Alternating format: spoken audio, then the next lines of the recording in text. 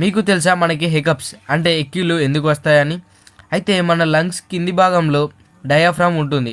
Diaphragm సహాయంతోనే మన breathing process అనేది జరుగుతుంది.